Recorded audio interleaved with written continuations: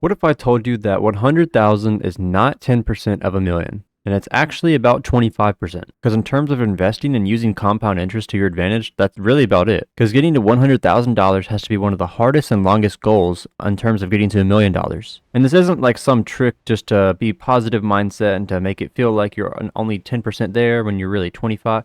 That's not how it works. This is actually how the compound interest math works. Because the way it works is if you're getting about a 7% annual return, 7% of $10,000 is only $700. 7% of $100,000 is $7,000. So it's doing a lot more of the heavy lifting. Even though it's the same percentages and same math, getting from 100 to 200 will be a lot quicker than getting from 0 to 100. And so on and so forth. Getting from 200 to 300, 300, 400, and so on. It just keeps on shrinking and shrinking. So on average, it'll take you almost 8 years to get from 0 to 100K. But then it only takes about 5 years to get from 100 to 200. And then from 200 to 300 is just under 4 years. 300 to 400 is 3 years.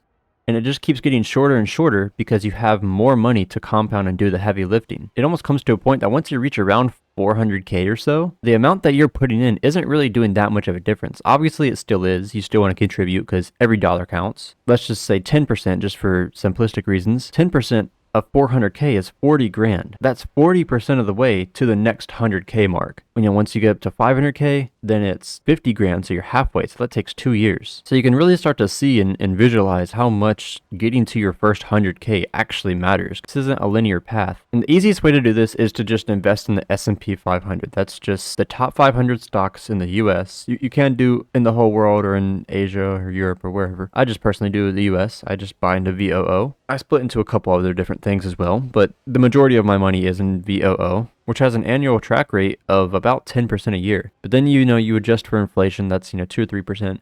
So we'll just say 7 or 8%. But just for simplistic reasons, we'll say 10%. So as you can see, getting to your first 100K is one of the most important things you can possibly do in your financial journey. And I think that you should try to do pretty much everything you can to get to your first 100K. Like try to contribute as much as you can, reasonably by investing, let's just say hypothetically 10K per year at a 7% return. You will be a millionaire starting from zero in about 30 years. Almost 8 of those years getting to your first 100K, meaning, again, it's about 25%. Most people would think that it's going to take them 78 years to get to 100K, but it's really half that. It's about 30. And while obviously I do think that you should enjoy your life and go and spend your money, and don't just only try to save everything, you should definitely be cautious about what you're spending and how much you're actually affecting your future. Instead of going out with your friends and getting a bunch of drinks and getting dinner, you could just skip out on like a couple extra drinks and only eat an appetizer that still fills you up and save the extra, $20 that you could put towards at the end of the week or the end of the month. Because that $20 is going to help compound towards your first 100K a lot more than you think. Because every single bit matters, especially in the very beginning. And the thing that most people don't want to hear is the fastest way to get to your first 100K, the best thing you can do is try to get your income up. Try to learn new skills that can make you more valuable. Get more certs if your workplace offers any. Try to go even in a different career field if that's your best option. You can go back to school. Try to pay off any debt that you have. Try to pay off any credit card debt especially, so you can start putting anything you were putting towards your credit cards into your portfolio. Every single bit counts and it really adds up. The thing I'm trying to do right now currently is I'm trying to watch my spending on going out to eat, because I go out to eat a lot more than I'd like to admit. Although I do try to be cautious on what I buy. I usually try to buy like really cheap stuff. Like I use like all the apps like McDonald's and stuff.